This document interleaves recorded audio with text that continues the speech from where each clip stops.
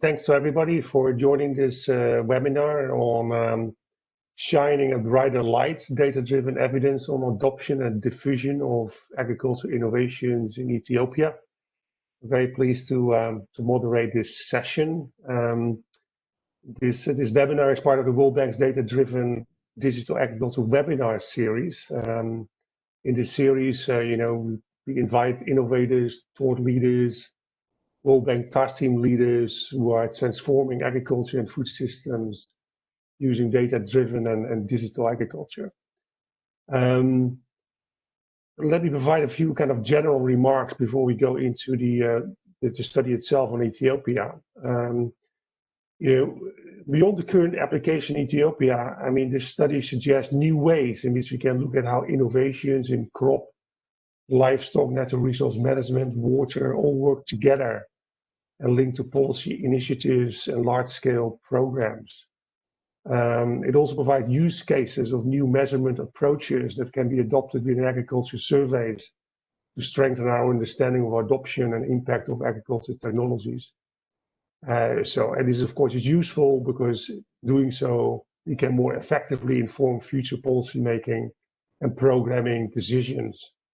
Within the agriculture and food global practice, we are very much interested in these new data-driven approaches and how they can improve our knowledge on successful innovations. And we are collaborating more broadly with our own development data group and CGIAR on this. So, for example, I mean, through the 50 by 2030 initiative with the LSMS team within DEC, I mean, more funds are available to support the adoption of these new measurement approaches in agricultural surveys, as well as the improved management, integration, and utilization of data across the agri-food sectors. And with CGIAR, of course, we partnered through the big data platform to increase access to thousands of agri-food data sets and related computing and analytics collaboration tools, and engage in their inspired challenges to target them towards relevant operational problems our clients are facing. So I think we have a very interesting webinar today, and the lineup of today's webinar is the following. First, we'll have some opening remarks from Doina Petrescu. I mean, Doina is the operations manager for the World Bank's program in Ethiopia. She's based in Addis Ababa. We will then have Professor Karen Mercours of the Paris School of Economics and chair of the standing panel on impact assessment of the CGIAR, who will provide an overview of the study. Karen's presentation will then be followed by remarks from three discussants. Dr. Feto Essimo, he's the Director General at the Ethiopian Institute for Agricultural Research.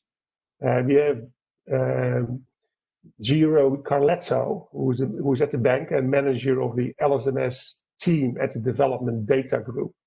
And of course, we have Vikas Chowdhury, senior economist at the Agriculture and Food Global Practice at the World Bank. He's also based in Addis.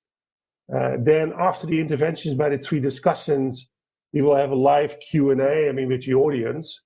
And for the audience, if you would like to ask a question, I mean, please do so through the chat box. I mean, you can already start doing so while the presentations and interventions are going on. The webinar series is available on the World Bank Open Learning Campus. Participants may find the link at the bottom of the announcement of the webinar. And participants will also be receiving the presentations, recordings, and curated chat. So that's from my side. So let's start, and I will hand it over to Doina for her introductory remarks. Doina, please come in. Good to see you. Happy New Year. Thank you, Martin, and Happy New Year to you all. Good morning in Washington and good afternoon on this side of the world. Following comments and the introduction from Martin, again to say that this study from CGIAR focuses on measuring the uptake and impact of 18 agricultural innovations which were developed through their research in Ethiopia. And the study benefits from a collaboration between the World Bank Living Standards Measurement Study and the Ethiopian Central Statistical Agency. Now, why is this important for Ethiopia? Because all the previous study and the history shows us that agriculture was and still is a key driver of poverty reduction in this country, and not only, but throughout the world. And therefore, it is important through evidence-based data to sustain agricultural research and to scale effective innovations through mainstreaming into projects that we finance and also through the policy dialogue. For example, our second agricultural growth project has allocated $50 million to the Ethiopian agricultural research system to scale up and to demonstrate some of the innovations covered by this study. For example, such as improved seed, generation of basic and pre-basic seed, support community seed production, and facilitation of direct seed marketing. In addition to this project, Vikas can tell you more, but we just finalized the identification of a new big agricultural operation for Ethiopia. And we believe that agricultural research and innovation will be an important part of this project. We are also conducting, helping the government through technical assistance to review their overall strategy for agricultural development. And therefore, we hope that this study will help with sustained evidence, make the case for an increased focus on agricultural research and development. We look today, therefore, for a productive presentation and a good discussion on the findings of this study. And personally, I look forward to ideas on how we can even more incorporate this research into our ongoing and future agriculture interventions and into our policy dialogues. Thank you very much. Very good. Thank you very much, Doina, for those introductory remarks indicating the relevance of the study for the Ethiopian program. Very good. So now let's move then to Karen McCours, for the presentation. Karen, we're very pleased to have you here. The floor is yours. Thank you so much for the introduction. Thanks for making time, everybody, on early morning and after an eventful day yesterday, at least for those that are in DC. I'm going to be presenting, some of you know me through my academic affiliation, but I'm really today talking to you as the chair of the Standing Panel on Impact Assessment of CGIAR. And I'll present work where the bulk of the work has been done for people that are on the call and that may be able to answer some of the questions in the chat. So Frédéric Osmowski, Solomon Adamou, Paulo Malia, and James Stevenson. Those are the people that have participated in writing the report, but I should say from the start that this is drawing on a longer collaboration with the World Bank LSMS group in particular, and the colleagues both in Ethiopia and of the wider group, and with the Central Statistical Agency in Ethiopia. And I'll come back to that in a few slides. So before talking about specifically what we try to do and what we find in Ethiopia, let me start with a little bit of broader motivation. And so the SPIA stands for the Standing Panel on Impact Assessment. So our mandate is to try to think about the impact of agricultural research, of documenting the impact of agricultural research innovations that are generated by the CGIAR system in collaboration with its national partners and with funding and participation by many other institutions, including the World Bank, as was just referenced. Now, if you think about how to, from a methodological point of view, how to measure the impact of research, that it's a little bit more tricky to think about that when, as opposed to thinking of the impact of specific interventions, which is, many of you are more used to thinking about, and including myself in my other work. That's what I do. Now, there is, of course, a history that tries to do this. Indeed, if we look at that first big question, the impact of ag research, well, history actually tells us that we have strong evidence of past evidence of the impacts of research, if only through the yield-enhancing innovations that were part of the Green Revolution, and evidence showing the important role that had in reducing rural poverty and leading to economic growth, and etc. So there is the Evanson and Gollan Science study that I guess is one of the seminal features. There's also more recent work by Doug Gollan and Walters and other people using quasi-experimental methods to show how the Green Revolution innovations contributed to economic growth and health improvements.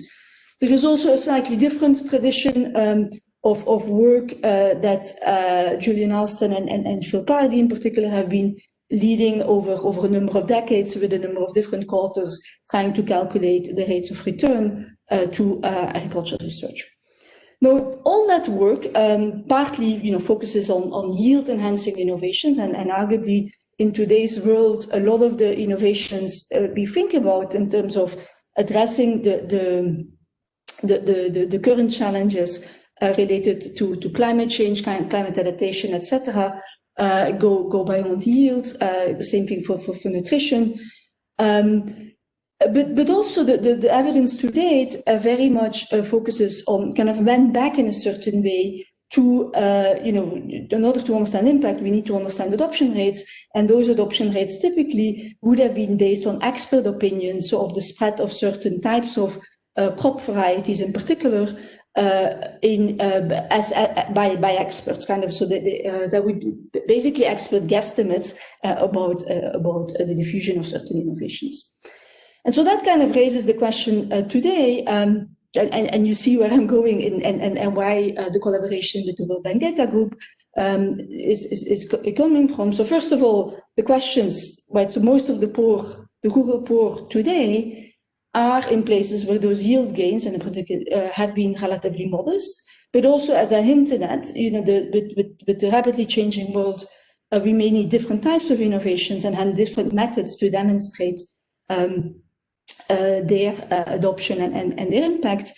And as I hinted at, even kind of setting that aside, there is a long-standing concern about the data quality, but also the representativity of data related to the adoption of innovations. And that's not just Ethiopia, of course, those are wider ones. And so the study in Ethiopia is kind of fits into this broader debate. And so then specifically, what is it that we try to do in Ethiopia? So what we try to do is to systematically and factually document the reach of the CGIAR. So our focus is the CG, but we think this is relevant way beyond, if only if the research is done, as I indicated, with many different partners. And so we'll be focusing on, we will go way beyond crop research, and so kind of looking across the spectrum of crop, livestock, and natural research management research.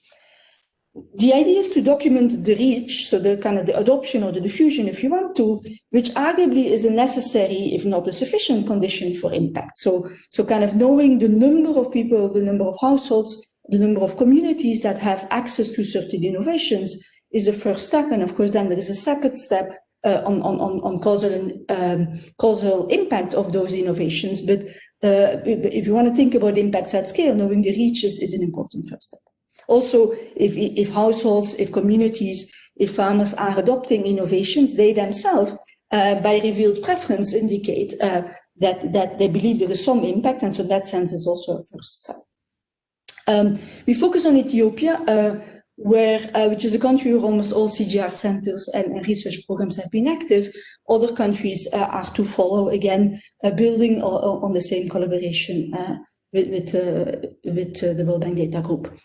And so what we did is in Ethiopia, we started with a stock taking of the last 2 decades of research by the CGIAR and its national partners. So the last 2 decades, meaning post-Green Revolution research by far.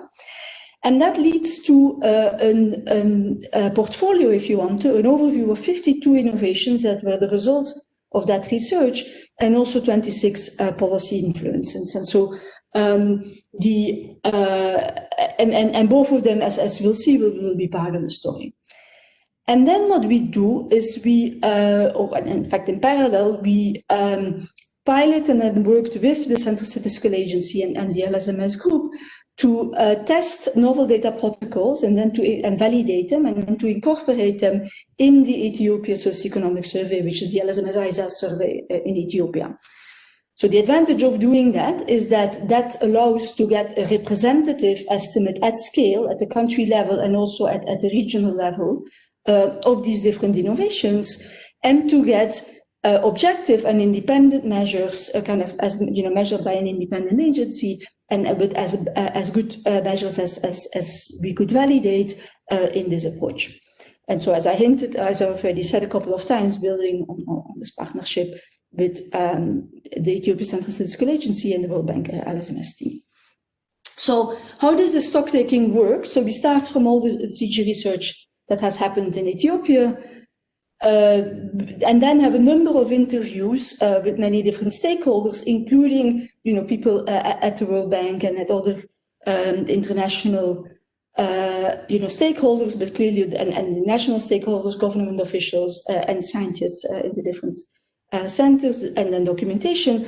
And all of that led to 52 innovations, which are, if you look here on the left, about equally divided between crop germplasm improvement, animal agriculture, and natural research management innovations.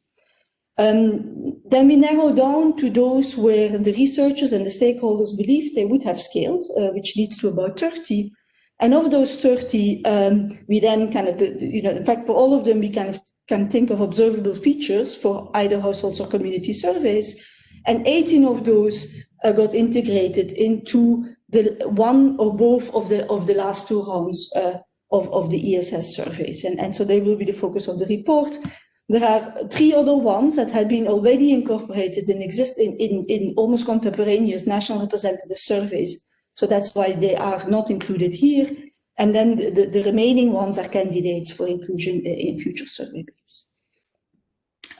So a little bit of the timeline here. So the World Bank team had of course been long working with the Central Statistical Agency in Ethiopia, and so the ESS surveys were ongoing. That's a panel survey, and so the SPIA started working with that team in the ESS3, which is in 2015-16. There was the first couple of data protocols integrated, and then more comprehensively in 2018. The panel restarted in Ethiopia in 2018-19, so which means that the report will not yet have, if you want to, the report with the current data doesn't have much of a dynamic component, or at least not a panel component that will become possible with future waves of the survey.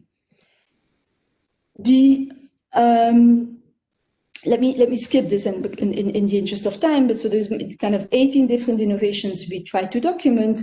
And so some of the ideas of what I mean with kind of innovative protocols is thinking through, so for instance, for orange flash sweet potato or FSP, an important kind of innovation with nutrition enhanced crops.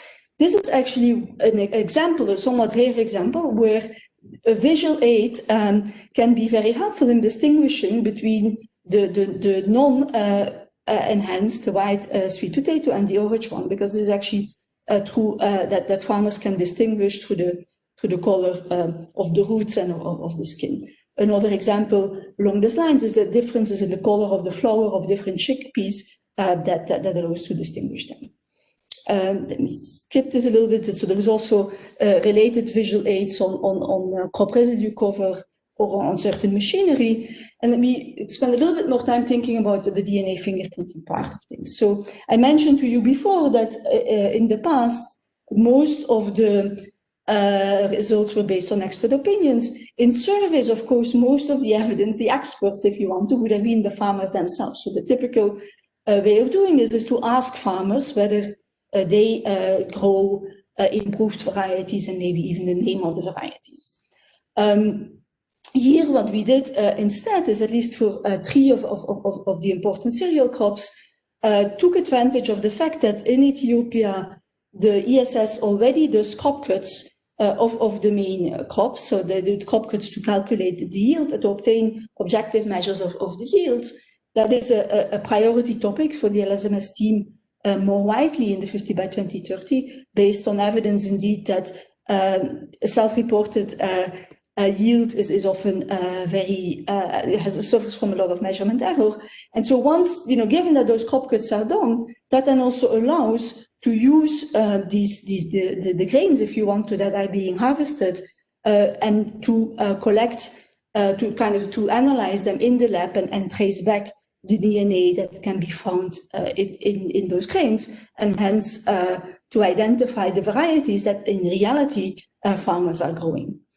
So when we do that, we can see that, so I'm going to this is by way of an example for maize. We see that there are, this is a bit jumping ahead, I'll give you the overview and all the innovations, but just zooming in a little bit on this particular measurement innovation. We see that for maize, there is in fact a lot of improved varieties being used in Ethiopia. At the same time, the average age is also quite old. So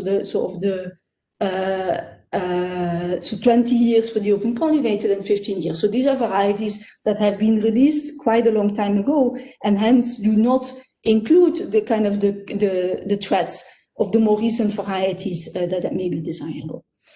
But from a measurement perspective, what this table shows is that there is an enormous misclassification when you ask the farmer to self-report, when you ask a farmer whether he uses an improved variety compared to what the DNA will tell you. And so indeed, if you ask a farmer whether he has an improved maize variety, 45% of them will say they do, but only for half of them, in fact, the DNA data confirms that, and while for the other half, it is not true. That seems to be a land race, even if they think it is an improved variety. Now, from a policy, so this seems to be a narrow measurement question, but from a policy perspective, this is arguably this can be huge, because it means that half of the farmers are misclassifying their own seeds, and then presumably could be making the wrong complementary decisions about fertilizer, about other uses of inputs, and under or overestimate the need for these other inputs. This is in line, so these numbers may seem extreme, but in fact they are not, because it is in line with all the recent evidence from a number of different crops across sub-Saharan Africa. I should say, though, the numbers though in Ethiopia are the first national representative ones for a number of cereal crops at once. Also interesting is that the misclassification is lower when we consider more recent varieties. Now, I mentioned one of the reasons we care about this from a policy perspective. Here is another one, which is that from an analytical perspective, if we look at the correlates of growing these improved varieties, according to the type of things we may typically wonder about, whether is it smallholders, is it poorer people, is it female farmers that are producing these improved varieties. In the first column, we see the results of those correlational analysis with the self-reported data.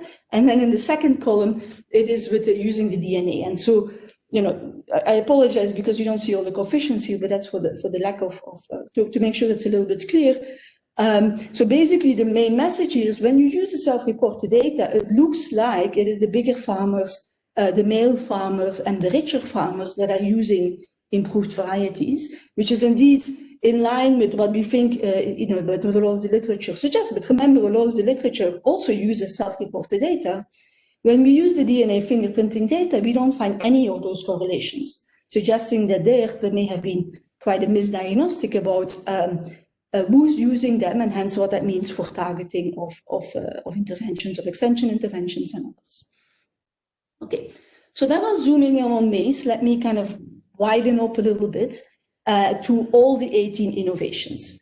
So here we see on the y-axis, the number of millions of rural households adopting one of those innovations, so in fact each of the innovations, and on the x-axis we have the 18 innovations that we had identified as being thought to have scaled in Ethiopia.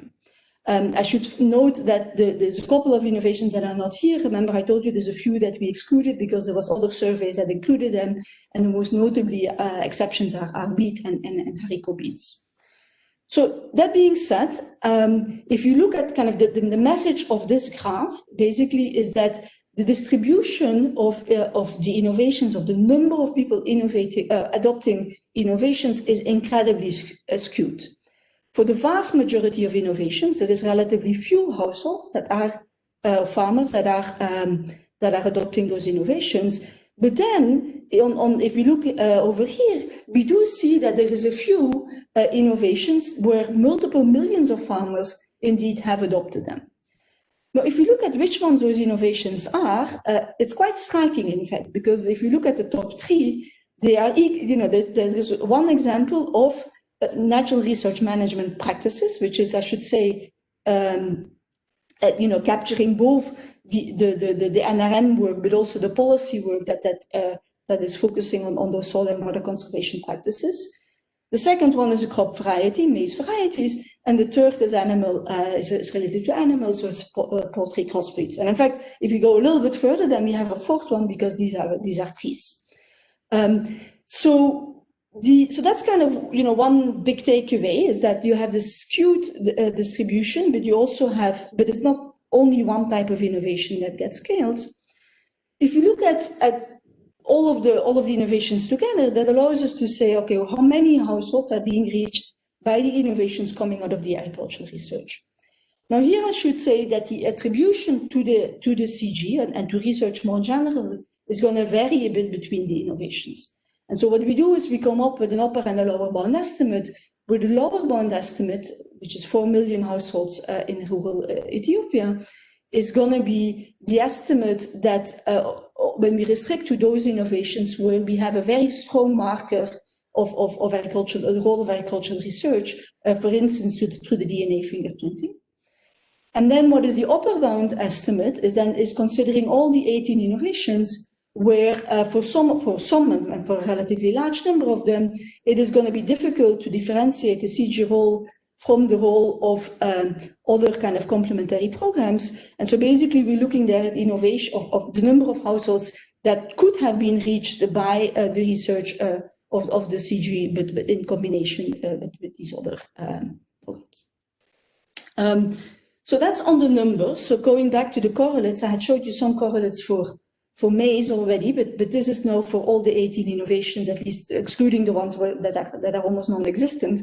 And so here, the main message of this graph, I obviously won't have time to talk about every number here, but the red ones show negative correlations, the green ones show positive correlations, and then the x-axis in this case has the different types of correlates. So, similarly, as I said before, on poverty, on farm size, on gender, etc. And so the main message is there is no clear message. We see a lot of red and a lot of green, and so some innovations are more likely to be adopted by poorer farmers, some by richer farmers, and some there is actually no correlation at all. So different types of households are being reached, and different types of households decide to adopt different types of innovations. And this is further confirmed when we look at the synergy between innovations, where, very often we may think that the benefits of certain innovations may be even bigger when other innovations are being adopted at the same time. You may think this in particular, for instance, if you think of some of the natural research management innovations like conservation agriculture, or the soil and water conservation practices we talked about, and some of the crop varieties. And here again, green means positive synergies, red or orange means negative synergies. And we see again, both colors quite a bit, suggesting no strong evidence of, at least at the farm level, of those synergies being observed in the field, in the data. Now, the report has lots of other findings. It's online. The slides have have the summary, have the link, so you can find kind of the narrative overviews of innovations and policy influences, more on the adoption rates, a little bit on the dynamics. I told you there's not a panel, but we can still compare, and we can also look at the age of varieties. And then importantly, I think from a policy and from an operational perspective, you can also look where those innovations are diffused and to what extent the regions where they're being used reflect to where the researchers may expect them to have the biggest impact. Now, in the last few minutes, let me focus on the implications, because I think that's probably what most of people are wondering about. So what do we see? So we see widespread adoption of agricultural innovations that arguably, goes, if you look at all of them together, this goes a bit against the pessimism about African farmers not adopting innovations. Now, of course, this is Ethiopia in a period with kind of large agricultural growth in the country as a whole, a lot of dynamism. So maybe that's not surprising, but it's still important to document. At the same time, we also see that there is relatively few innovations that are reaching a large number of households. Now, arguably, that's what you would expect. It's the inherent uncertainty of research and of agricultural research for development is that not all research leads to innovations that can be scaled and will be scaled. But it does mean that when we look at innovations one at a time, as we often do in other analytical work, that we get a very incomplete picture. It also suggests that scaling works differently for different innovations, which of course is something, again, that matters for thinking of complementary policies. We don't find, as I indicated, clear evidence of synergies at the farm level, again, reflecting that different innovations are reaching different types of farmers, but it also points to constraints to get advantage of those synergies. Now, I possibly didn't emphasize this enough, but I think one of the findings that comes out of this, comprehensive look, rather than looking at a relatively, small sample, as most of our studies would do, when we take this comprehensive look, we do not find evidence of these innovations being disproportionately more likely to be adopted by kind of male, larger, richer, more educated, or more connected farmers. The literature suggests they do. My prior certainty was they do. But in Ethiopia, when we look at the whole, that's not what we find. That's good news for the potential of those innovations to contribute to rural poverty reduction. When we look deeper, though, we also see, and of course, that certain innovations are not reaching the target households or the target regions, and so they're leading, further questions and a need for further applications.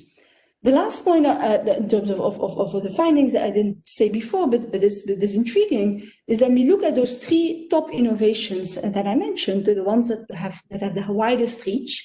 In each of those cases, there is a quite strong story to tell about supportive government policies and programs, many of them indeed supported by through some of the work from the World Bank, but also supported by policy research, including some by the CG. So in each of those cases, we see that there is these supportive government policies and programs that are an important part of the story.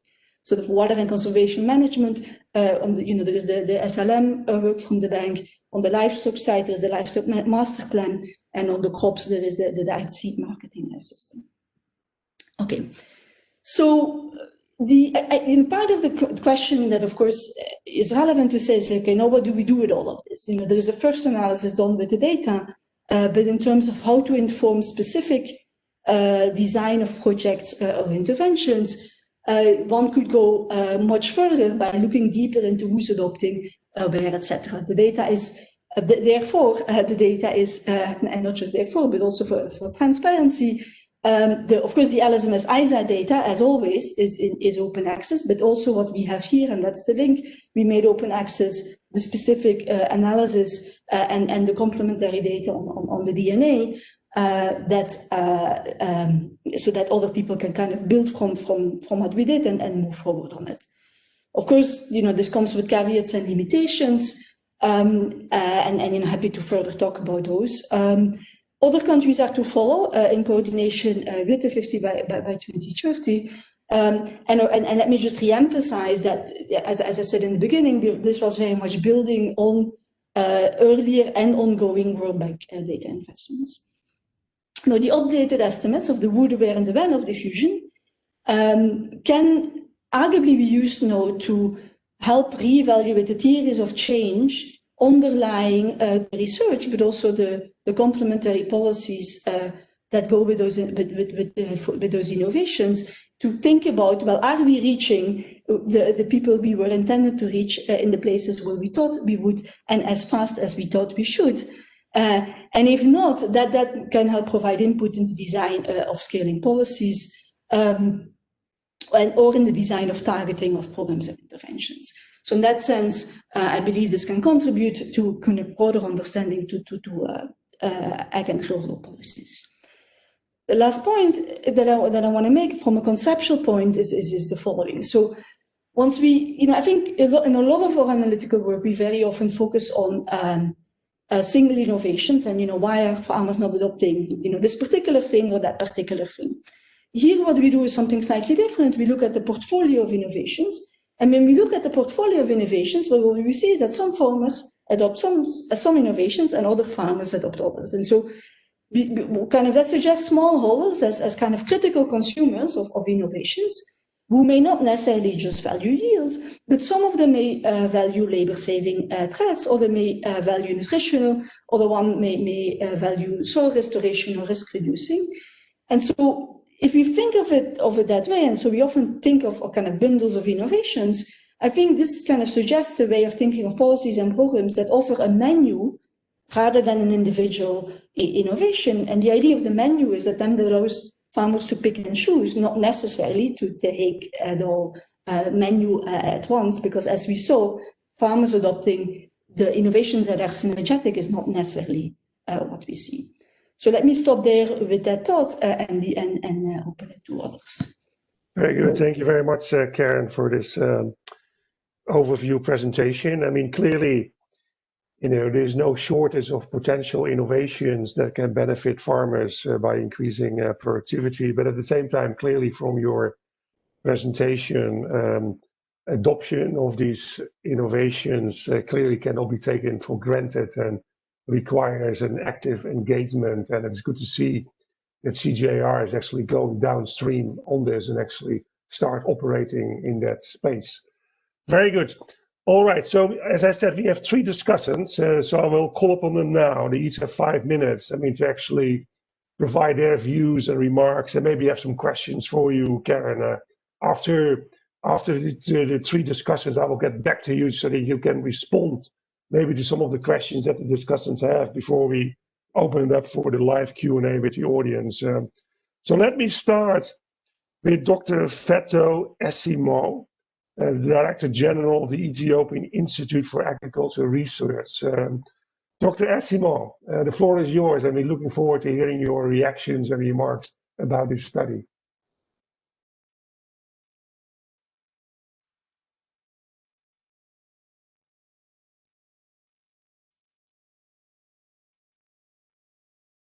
Is Dr. Essimo connected, Vivek? Yes, he's connected, and I see his mic is also on, but we don't hear his voice. Yeah.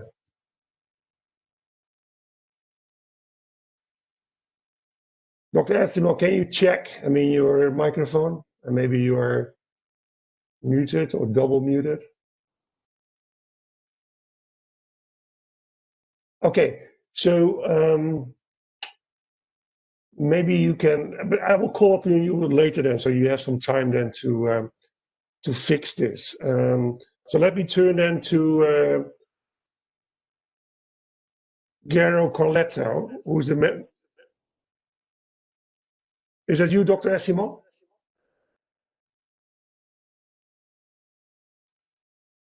I don't think so. Gero, over to you. Thank you, Martin. Thanks, Karen, for the presentation. First of all, let me start by congratulating the team for a great report. Needless to say, the report is timely and relevant, given the great investment, the large investment that both the government and the institution like the bank are making to transform the sector.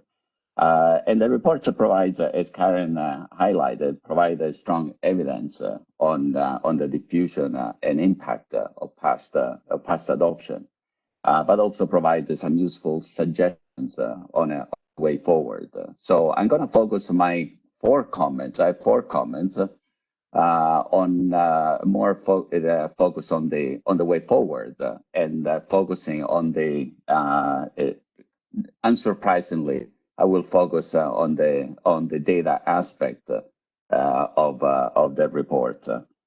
So as I say, 4 points. One, the value of partnership. So I think, as Karen has repeatedly emphasized, so this report is a culmination of a long-standing, a 10-year-old, a decade-long partnership with the central statistical agencies, and now for many years with the standing panel of impact assessment. So this is a part, in a way, of a long-term plan to build the platforms for innovation in data collection and to measure and write. So we saw the importance of measuring right, not only to measure it. So, and for that, I must, if you allow me, I just a lot of credit goes to the vision of leaders at the CSA, like Biratu Getsu, Samuel Zekaria, because again, we go back many years, so that they saw the potential and the benefits of investing in something like this. So I think this is something that should be emphasized, cannot be overemphasized, kind of the importance of engaging long-term with partners like the Central Statistical Agencies, the Central Statistical Agency and national statistical offices around the world. And if there is one thing that we have seen in this partnership, that as CSA, it's a trusted and valuable partners that deserves continued support. So that's my first point on the partnership. Point number 2 is which kind of emerges from Karen's presentation, but also I see that there are several questions in the chat already that relates to this, my second point, which is the value of panel data. So adoption, it's a dynamic process of repeated choices. It's not a dichotomous decision that farmers do once. So in order to do that, if we want to really understand the adoption processes and the impact of adoption, so we really need to understand not only who adopts, where it's adopted, but for how long, who stays in, who is able to stay in. What we have seen, what the literature shows, is that who stays in is actually the better off often. So I think that the worse off are left behind. So I think this time dimension, it's critical to really understand adoption processes. And I think that that's something that we really need to push more. I mean, now if we think about that, in Africa, there are like about a dozen, about 10, 12 countries. If somebody can mute, Dr. Feto, so we can hear you. Yeah, Dr. Feto, very good to have you now. I propose, Jero, that you finish, and then we will go over to you, Dr. Feto. Okay. Okay, so there was somebody talking, so I heard echoes. Can you hear me? Yes, Dr. Asimo, we hear you now. Very good.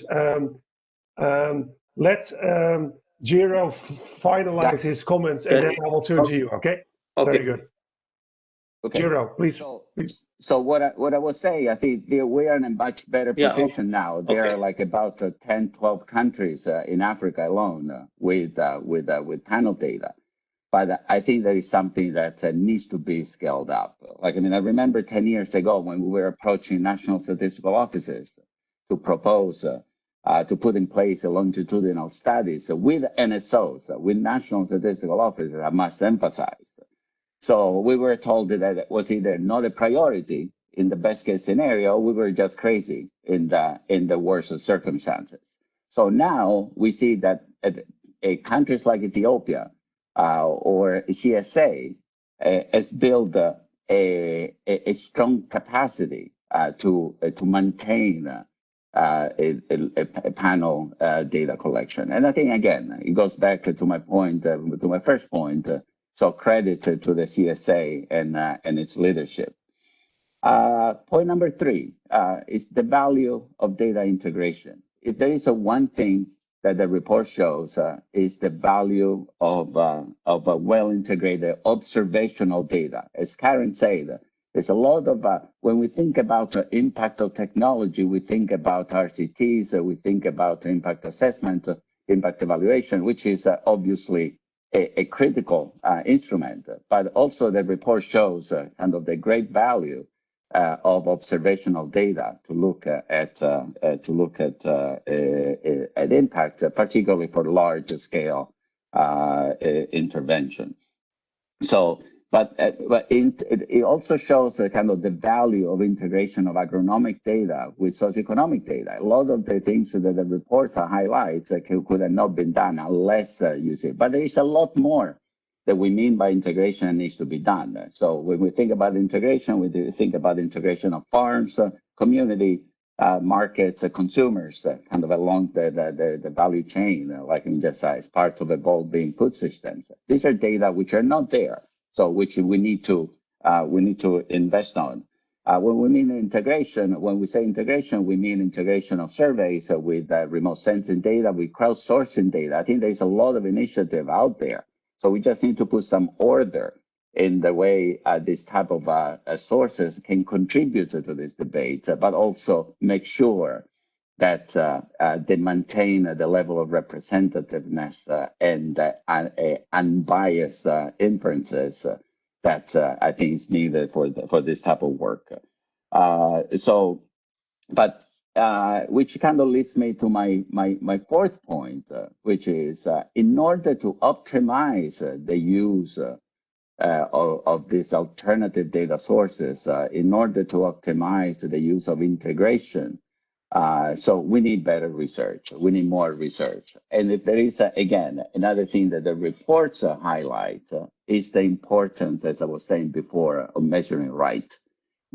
So what we saw in the soil, whether the soil work or the varietal identification work, is that like methods that we've used today, so that we continue to use, are highly inaccurate. So that's why we need more investment in methodological research. But also, one thing that emerges for the report, like again, is that we need prioritization, like prioritization of this research. We cannot shine a bright light on everything, but we need to shine it in the places where we think there is the most impact, the most return, the most potential impact. And but also, in order to do that, and I think this is an important point, which kind of in a way it brings us back to the first point of collaboration. We need interdisciplinary skills. So in a way, what we need institutional settings that they are conducive of this interdisciplinary collaboration. So in a way, how do we put a statistician, a data scientist, and an agronomist in a room already full of economists? So how do we do that? I think that is, the challenge. So this is kind of these 4 points. Again, it's a lot of the work that the LSMS has been trying to do for more than a decade in the agricultural space, and this is what the 50 by 30 initiative aims to do at scale. So that's why it is important kind of I mean, I thought it was important to emphasize this point. So one last a comment is Karen mentioned. This is about Ethiopia. Ethiopia, it's a very unique, I think it's in many ways, it's a very unique case. So we've shown a bright light on Ethiopia. So now it's up to us as international agencies, as donors, as the broader community, kind of to turn a few lights on in other places, and make sure that we pay the bill to keep the lights on. And I think that's kind of an important message from the report. Again, congratulations to the team for a great job, and thank you to my colleagues in the AgGP for organizing this event. Fantastic job. Thank you. Thank you very much, Giro. So let me now hand over to Dr. Essimo, the Director General of the Ethiopian Institute for Agricultural Research. Please come in, Dr. Essimo, with your remarks and a reaction to the presentation. Good to have you. The floor is yours. Hello. Yes, please. Can you hear me now? We hear you very well. Please go ahead. Hello. Yes, we hear you very well. Yeah. Okay. Good morning for those.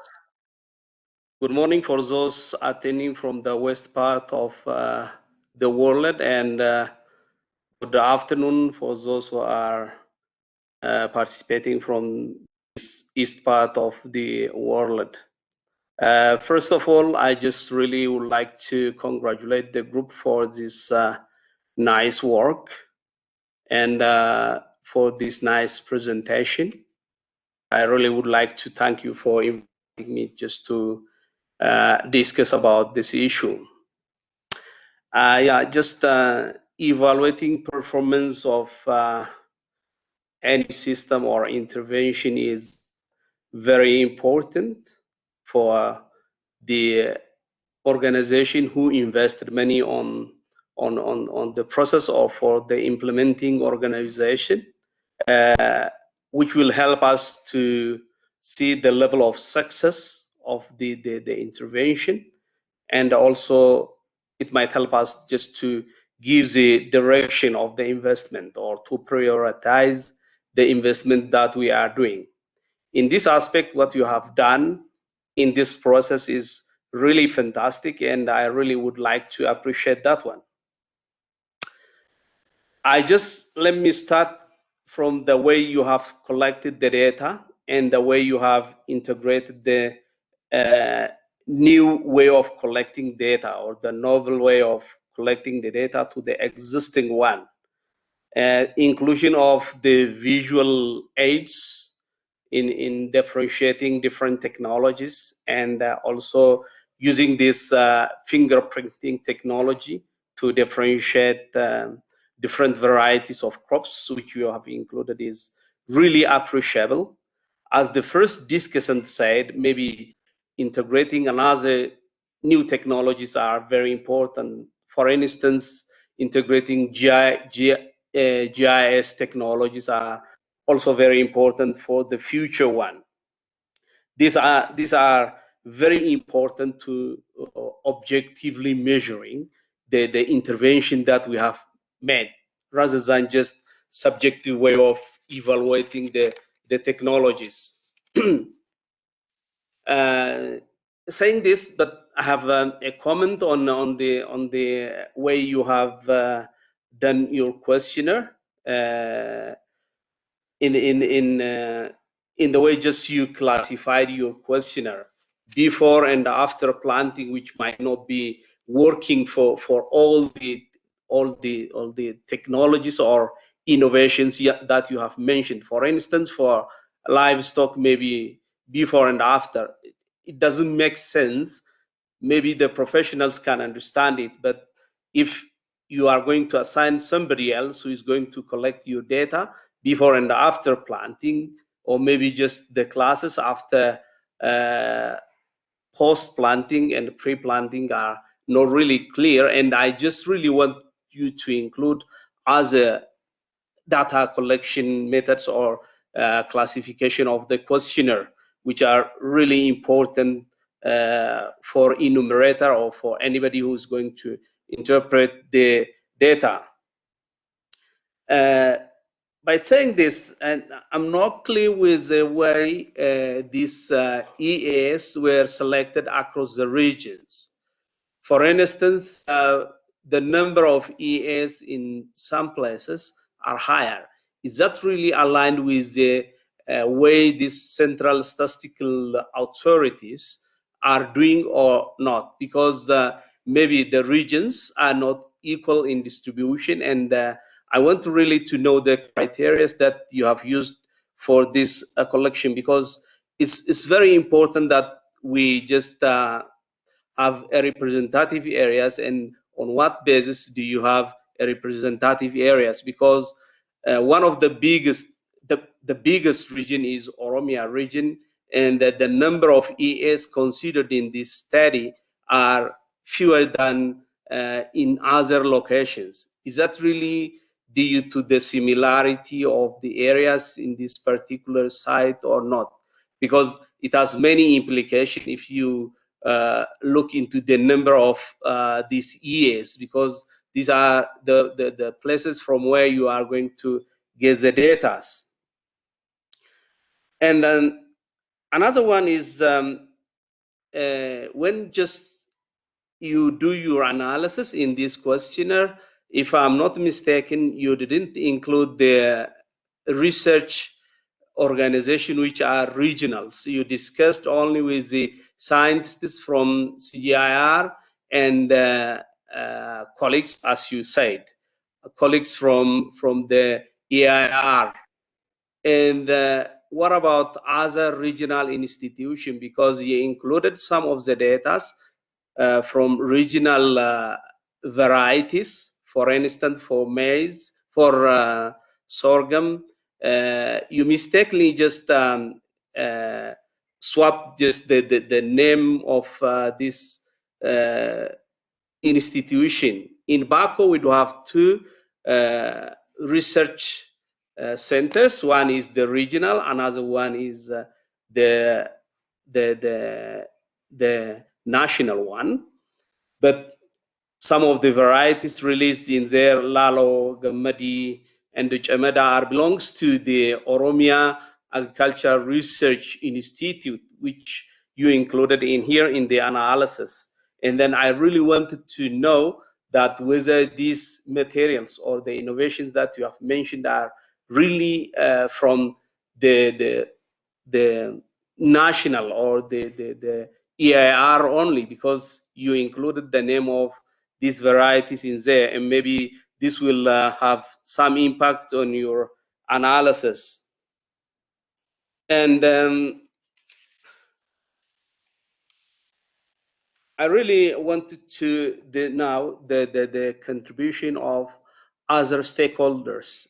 As a current status, it looks as if this technology dissemination and adoption is entirely done by CGIAR centers, and it doesn't, in some places, of course, you mentioned the name of EIR, but it might be due to help from other regional organization and the Ministry of Agriculture and other regional bureaus who are responsible on these areas. And then you should have to explicitly include the contribution of these stakeholders, or otherwise you have to mention the name of this organization. If you cannot really explicitly mention the contribution of each organization in this innovation, adoption, and diffusion. And then in some places, some issues should have to be clearly seen. For instance, you talked about the variety release in one place, and then it says that it took about 3 to 4 years, and that might not be the reality on the ground. And then you should have to clearly mention which of these technologies took 3 to 4 years, and others, as to my experience, took like 8, 9 years, up to 10 years. I don't know whether that is the case. You just excluded the wheat, but which is really strategic crop, and you should have to also maybe just, you mentioned in some places it can be included in other studies. And I also wanted to know the contribution of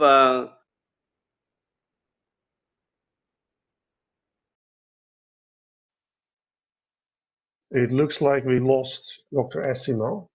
I don't know how the connections are in Ethiopia. So we might come back, but I mean, let's make full use of our time. So let's move to Vikas Chowdhury, senior agriculture economist based in Addis at the bank. Vikas, over to you. Thanks, Martin, and thanks, Karen. Quite an interesting approach, especially the DNA fingerprinting approach to get down to the level of visible adoption on the ground. So I'll talk more from the kind of practical point of view. So the first one is, when we are talking about the innovation and innovation adoption, there is a whole value chain that needs to be in place before an innovation can be adopted.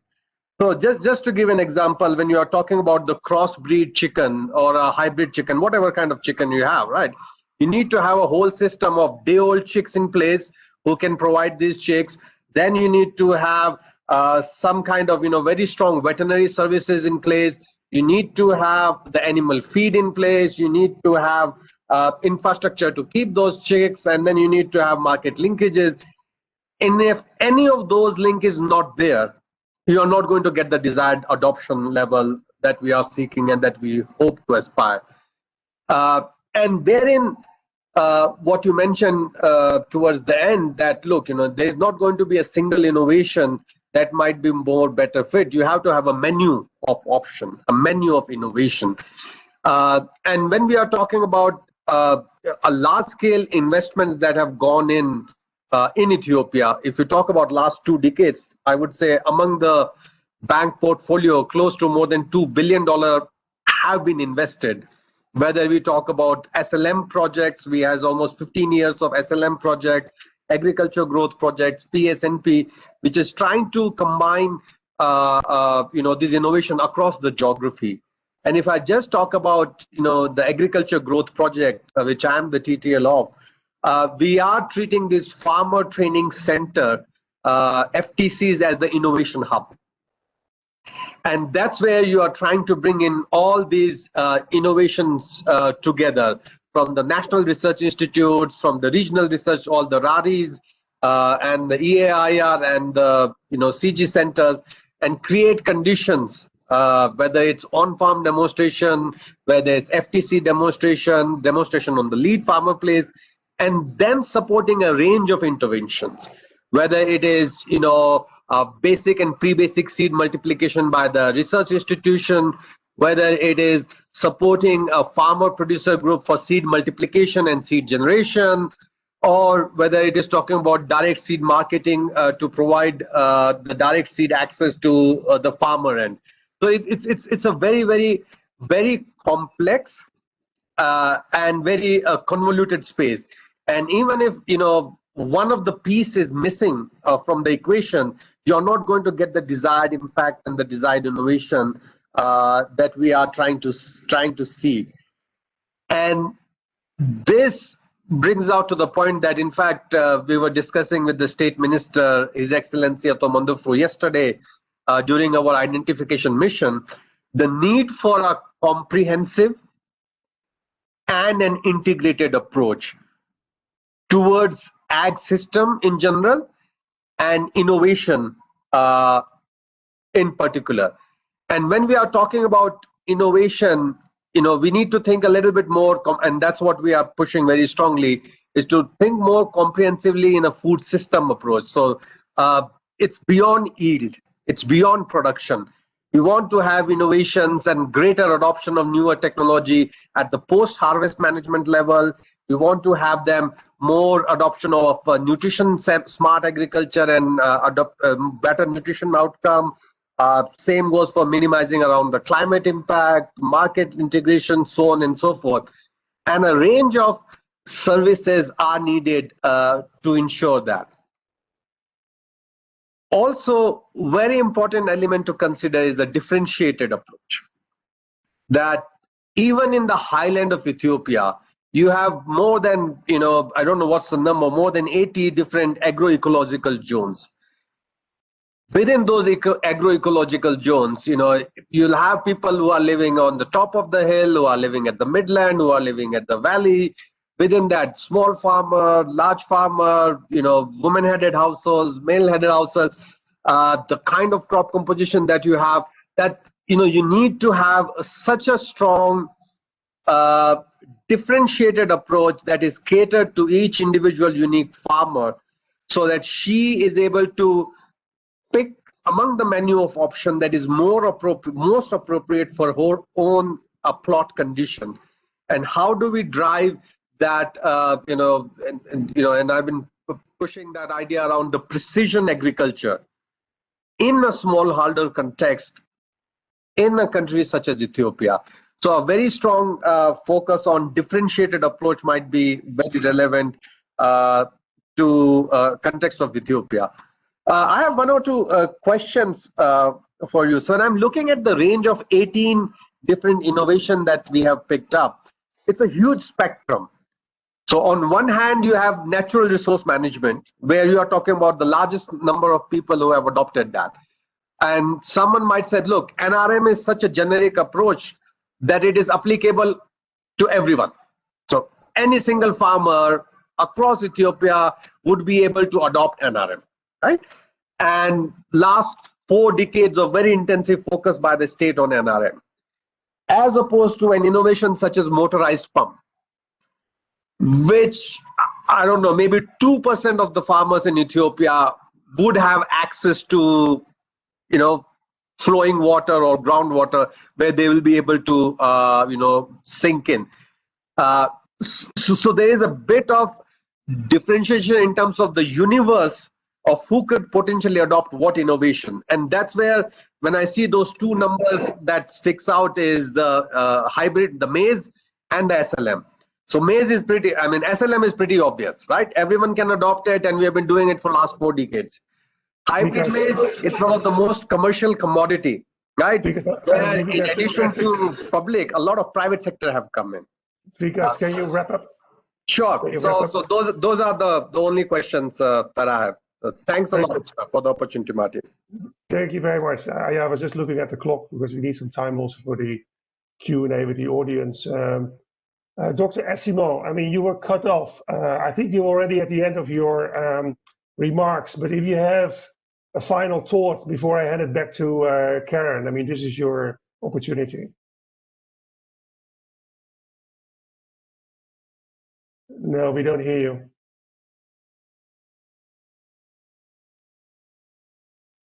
No, we don't hear you either, no. Okay, so hang in there, and then we might have an opportunity later to get back to you. Karen, any quick reactions from what you heard from the discussants in their remarks? Over to you. Thank you. And so thanks for all these comments and reflections. I think this is super helpful, and I won't try to get to all of them in the interest of being able to get to the Q&A. So let me just pick up on a few, and also I'm going to pass one of them to Frederick Kosmowski, who's on the team. So Frederick, I'm going to pass you the word at the end about the regional question that from Dr. Fetimo. Let me take in order. So just on Jero's comments, I agree with most of those. Maybe one point on the panel of reflection really is that, indeed I agree also with a lot of the comments or the questions in the chat. What's really interesting is to see the dynamic part of this, and are those same farmers continuing to adopt this, adopting or whatever, and that's of course where the next round of the survey will be really important, and maintaining, the measurement innovations and improving on them as we move forward, I guess is the key challenge. On Dr. Vikas's points, so I mentioned that, but I went too quickly, so let me clarify that this type of exercise indeed does come with caveats. And so one of the caveats is related to this issue that, there is going to be a pre-posting and a post-planting survey, and that timing may not be the most appropriate for all innovations. So just to clarify, so these are two different ways of survey, two different points in time of one season. And so, for instance, I'll give you a specific example. The sweet potato may be more important, at least in some regions, in the other season that was not captured by the survey. So this is one clear example of the caveat. Now, that is the price to pay for having this integrated approach, for having kind of a survey where you look at many different things, is that then the optimal, it's not going to be the optimal timing for each of them, kind of almost as a result. On the EA selected, let me answer, and then Asmana Alemayu from the LSMSIZ team may want to come in too there. But the one thing I wanted to clarify is that, so it's true that the survey is meant to be representative for the different regions, and the different regions have different population sizes. So when we calculate the national numbers, the national adoption rate, so the number of households, we take that into account. So even if there is fewer EAs per person, if you want to, in the large regions, then we'll make sure that those get weighted more, so that for the national numbers, they represent the national numbers. The reason why the survey is done that way, again, as Manasa Alemayu may want to come in, or Jero, but just the general intuition is because it's also important to say something that is representative at the regional level, including some of the smaller regions in Ethiopia. So that's the logic there. On the contribution of the different stakeholders, absolutely, right? Research alone has no way of reaching impact at scale without all the other stakeholders. I think part of what we hope is that the data being in the public domain allows us is also to further document that and to further kind of see to what extent specific policies, specific stakeholder actions are observable in the data in terms of the regional coverage or the types of households, etc. In the report, some of this is, I didn't mention it in the interest of time, but there is a stock taking kind of also a background document that tries to document better what we know about the different stakeholders. And then just one point on Vikas's question on the question of the denominator, what I call the question of the denominator. I think it's a great point. So certain innovations are only meant for certain regions and for certain types of farmers, and others are not. And I think there's actually a more general point that when the literature talks about adoption rates, that's often not being it's not specified. And so we're comparing apples and oranges. And so in the report, we try to make one step to say, okay, one way of doing this is just as overall the households. And then the other way of doing this is by the households that have a specific crop or a specific type of agriculture, etc. Now, the reason why you can't just do the by specific crop is because crop choice is endogenous, right? If a certain bean variety becomes more attractive, well, then more farmers are going to start growing beans, and then so that's where the kind of the issue of the denominator becomes important. Let me pass it on to Frederick for the question on regional research and the consultation we did with that. If that's okay with you, Martin. Very good, Karen. Okay, Frederick, very quickly to you, and then we go to the live Q&A.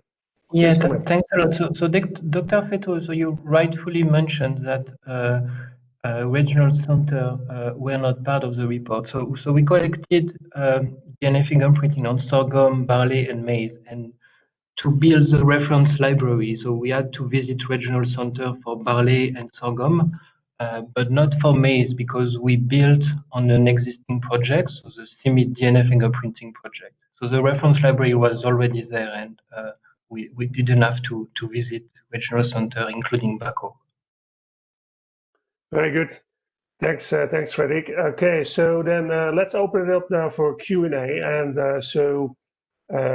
I think you were invited. I'm talking to the audience now to kind of put your questions in the chat function. Vivek and Laura have been monitoring, the chat.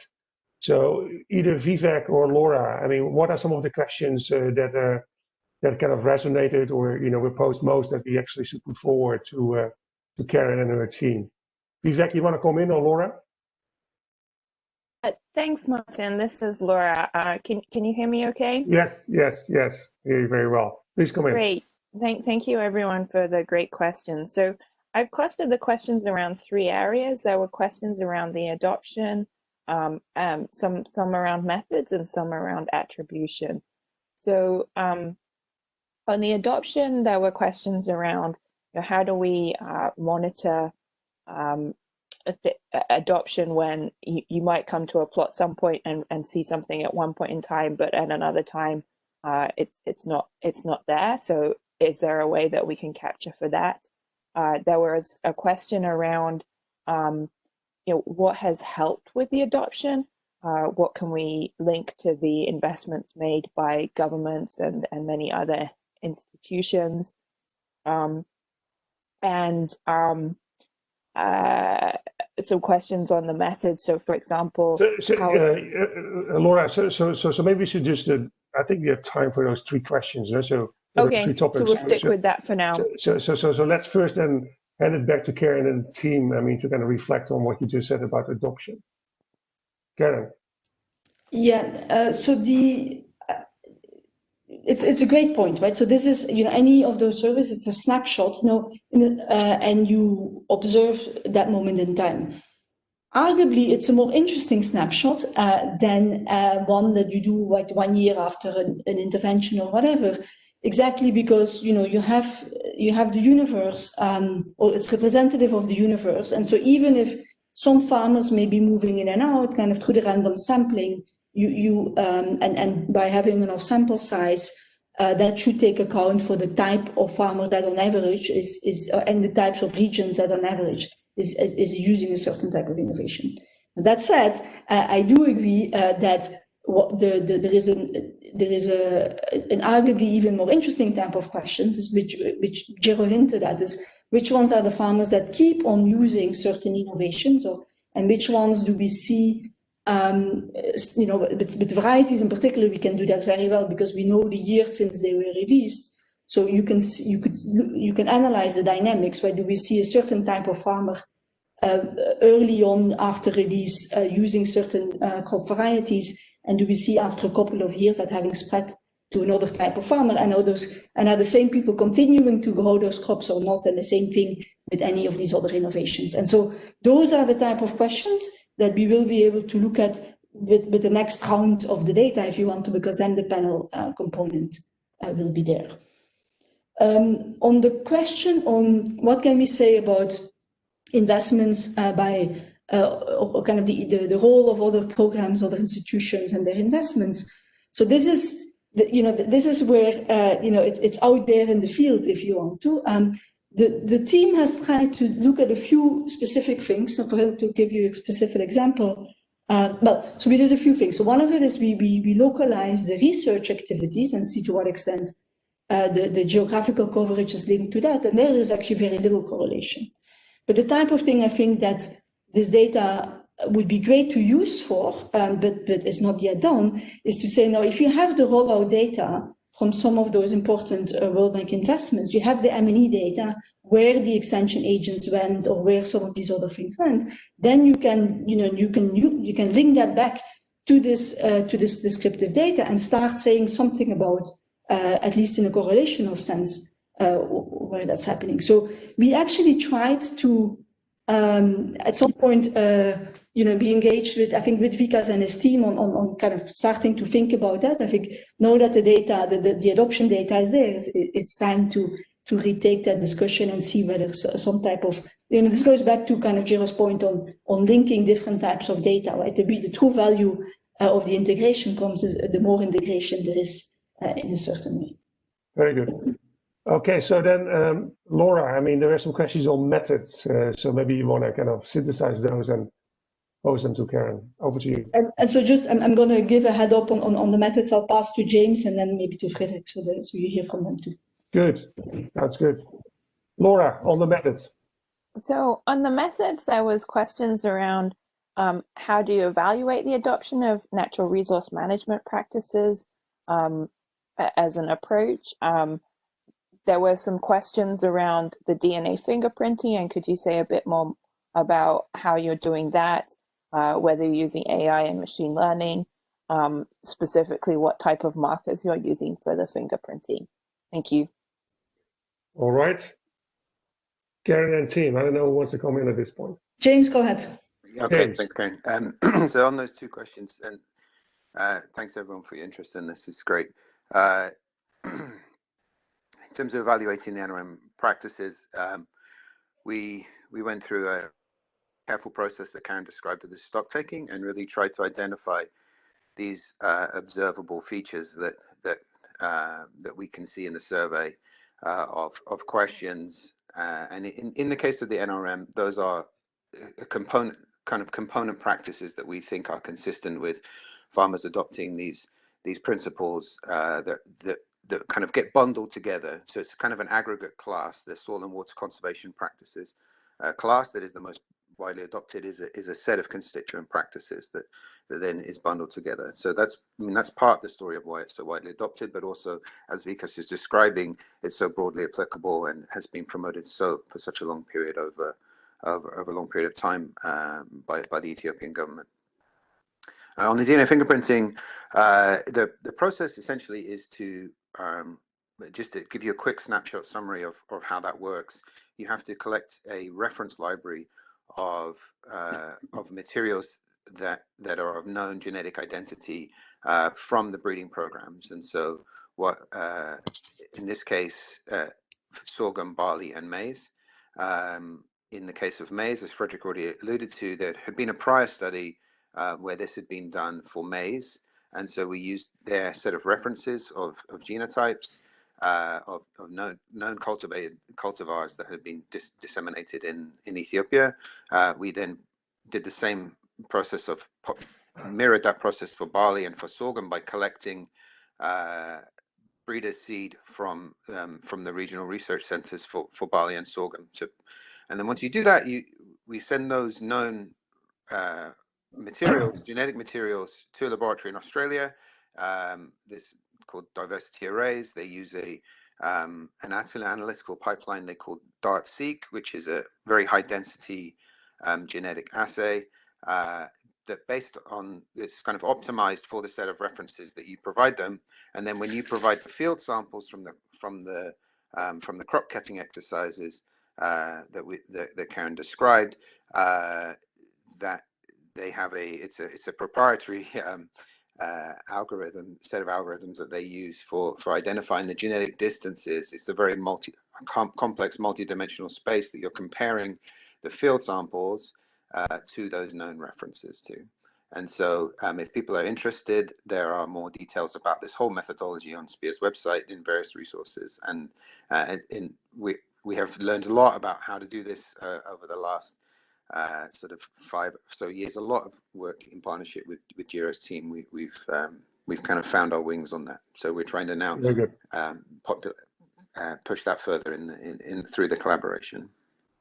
Excellent. Thank you very much, James. And then let's go to the last set of questions, Laura, on attribution. Great. Yeah. So I think the last question Vikas mentioned a little bit.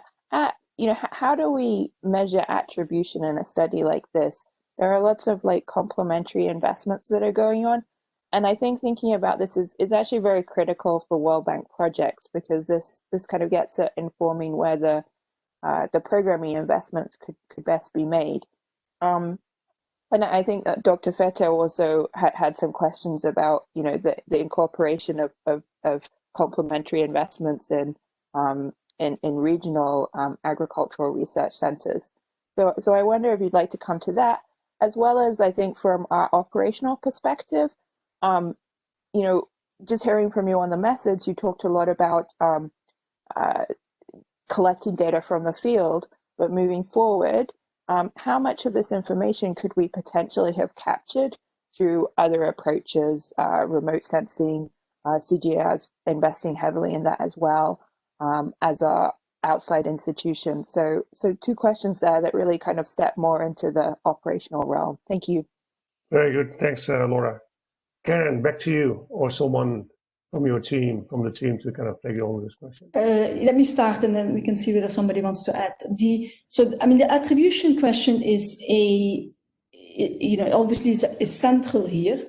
I think it is a question where the thinking in the CGIAR is actually evolving, and is also, I think, from a CGIAR perspective, different than probably the way you think at it from the World Bank. So as an AR4D organization, in a certain way, almost by construction, you know that there is no way that it will be possible to singly attribute anything to the research itself, exactly because there is all these different partners and complementary interventions, both by the public and the private sector, and by all the different stakeholders that are needed, and that will be different for different types of innovations.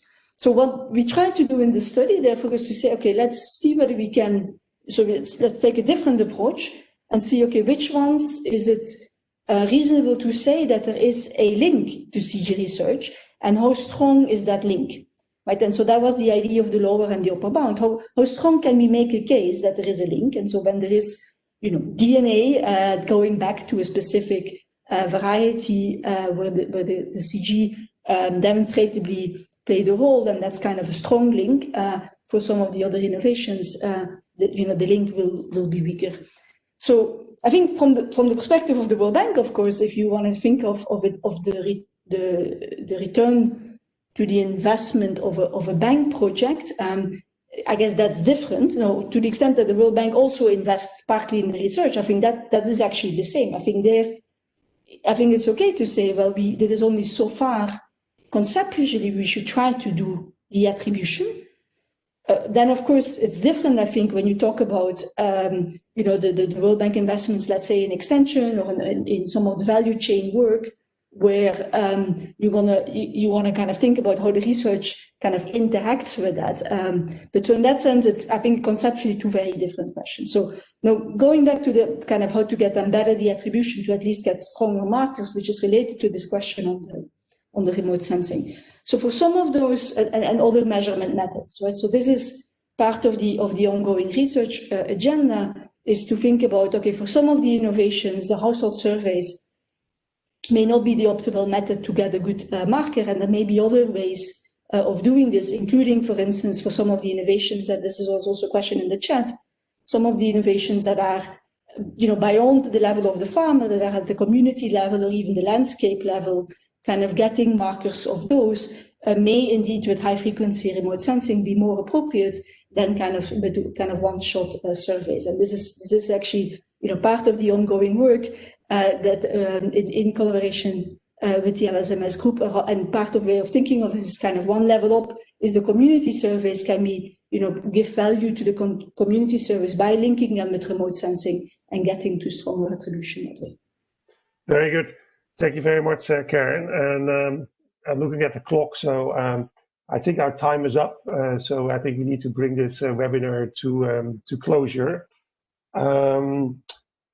I think I think it was a very comprehensive presentation that you did, Karen. And I think the discussants, put some very relevant points on the table.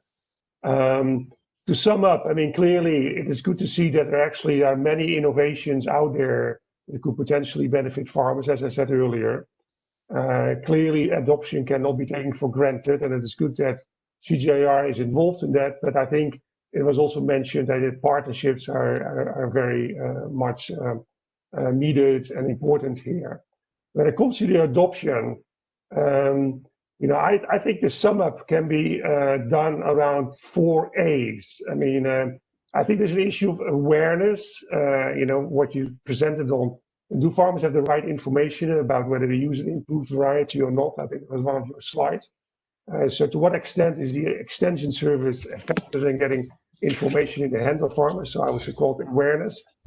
I think Vikas was talking about, you need a whole chain approach to make sure that a particular innovation can actually end up in the hands of and the fields of the farmers. So this is a question of availability. I mean, is actually, the innovation available at all the segments or dimensions or elements of a particular innovation? The third A would be the question of access. I mean, what's going on with access? I mean, you mentioned it's not typically the large and better off farmers who are adopting. It's more diverse. So to what extent is access a role here? Plays a role here. And I think finally, I mean, the fourth A would be, there was discussion about kind of a differentiated approach and being a tailored approach. Of course, innovation need to be adapted to local conditions. So the adaptability probably will be another dimension of innovation to end up in the hands of the farmer. I would leave the team and also Dr. Essimo as Director General of the Ethiopian Institute for Agricultural Research, I think with an intriguing question. When I looked at the slide where you presented, I mean, the adoption of those 18 innovations, and you saw actually that one innovation had about 10 million farmers adopting that particular innovation. I would assume that we would know, I mean, the benefits, economic benefits associated with the introduction of each innovation. And if we could imagine, I mean, that all 18 innovations would be adopted at the same rate, at the same level as the most successful adoption or innovation on the slide. I mean, what is the potential or the opportunity that actually left on the table in economic terms? I mean, can we do that calculation? Looking at that table or looking at that graph, it looks to me that this actually would be very significant. And if you could actually calculate it, then also, I think that would be also a good policy advice, I mean, to the Ethiopian government on what then can be done, I mean, to kind of resolve, I mean, the issue of awareness, availability, access, and adaptability, I mean, to get those innovations in the hands of the farmers. So with that thought, I would leave it to the team and the Ethiopian government to kind of mull over. So with that, with a big thank you to Karen for her presentation and her entire team, to Doina for her introductory remarks, to Jero, to Dr. Essimo, and to Vikas, I mean, for their remarks and discussions, to Vivek and Laura for organizing, I mean, this webinar and monitoring the chat.